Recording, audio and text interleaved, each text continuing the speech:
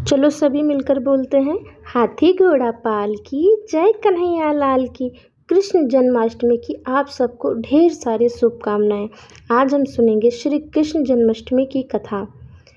भाद्रपद कृष्ण पक्ष की अष्टमी को रात के 12 बजे मथुरा के राजा कंस की जेल में वासुदेव जी की पत्नी देवकी के गर्भ से 16 कलाओं से युक्त भगवान श्री कृष्ण का जन्म हुआ था। इस तिथि को रोहिणी नक्षत्र का विशेष महत्व है। इस दिन देश के समस्त मंदिरों का श्रृंगार किया जाता है। कृष्ण अवतार के उपलक्ष्य में झांकियां सजाई जाती हैं। भगवान कृष्ण का श्रृंगार करके झूला सजाया जाता है। स्त्री पुरुष रात के 12 बजे तक व्रत रखते हैं। रात को 12 बजे शंख तथा घंटों की आवाज़ से श्री कृष्ण के जन्म की खबर चारों दिशाओं में गूंज उठती है। भगवान कृष्ण की आरती उतारी जाती है और प्रसाद वितरण किया जाता है। प्रसाद ग्रहण कर व्रत को खोला जाता है। एक पौराणिक कथा के अनुसार द्वापर युग में पृथ्वी पर राक्षसों के अत्याचार बढ़ने लगे। पृथ्वी गाय का रूप धारण कर अपनी व्यथा सुनाने के लिए तथा अपने उद्धार के लिए ब्रह्मा जी के पास गई। ब्रह्मा जी सब देवताओं को साथ लेकर पृथ्वी को विष्णु के पास क्षीर सागर ले गए। उस समय भगवान विष्णु अनंत शैया पर शयन कर रहे थे। स्तुति करने पर भगवान की निद्रा भंग हो गई।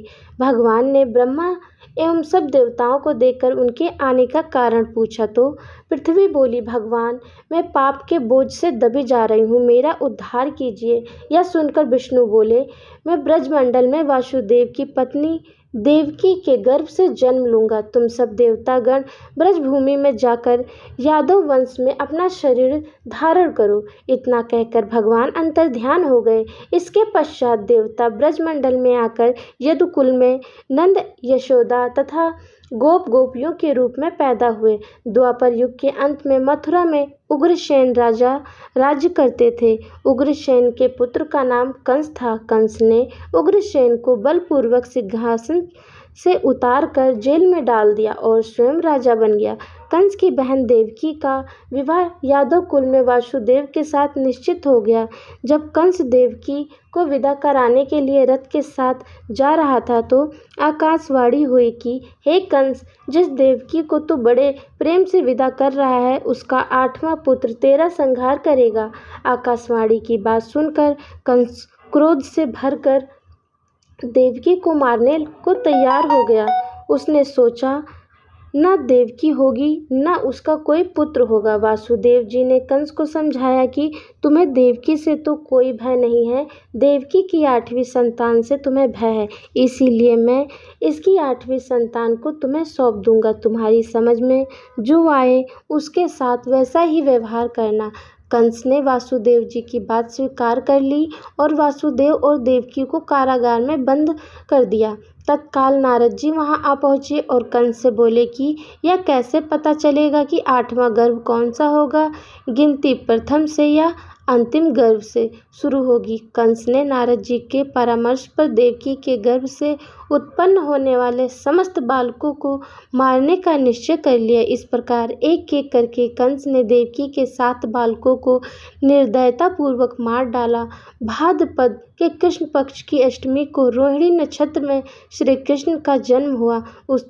उनके जन्म लेते ही जेल की कोठरी में प्रकाश फैल गया। वासुदेव देवकी के सामने शंख, चक्र, गदा एवं पद्मधारी चतुर्भुज भगवान ने अपना रूप प्रकट कर कहा, अब मैं बालक का रूप धारण करता हूँ। तुम मुझे तत्काल गोकुल में नंद के यहाँ पहुँचा दो और उनकी भी अभी अभी जन्मी कन्या को लेकर कंस को सौंप दो। तत्काल वासुदेव जी की हथकड़ियाँ खुल गईं, दरवाजे अपने आप खुल गए, पहरेदार सो गए। वासुदेव कृष्ण को सूप में रखकर गोकुल को चल दिए। रास्ते में यमुना कृष्ण के चरणों को स्पर्श करने के लिए बढ़ने लगी। भगवान ने अपने पैर लटका दिए।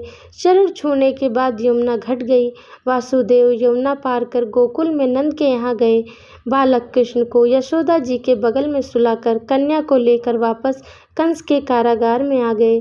जेल के दरवाजे पूर्वतः बंद हो गए। वासुदेव जी के हाथों में हथकड़ियाँ पड़ गईं। पहरेदार जाग गए। कन्या के रोने पर कंस को खबर दी गई। कंस ने कारागार में आकर कन्या को लेकर पत्थर पर पटक कर मारना चाहा, परंतु वह कंस के हाथ से छूटकर आकाश में उड़ गई और देवी का रूप धारण कर बोली, हे कंस, मुझे मारने से क्या लाभ है?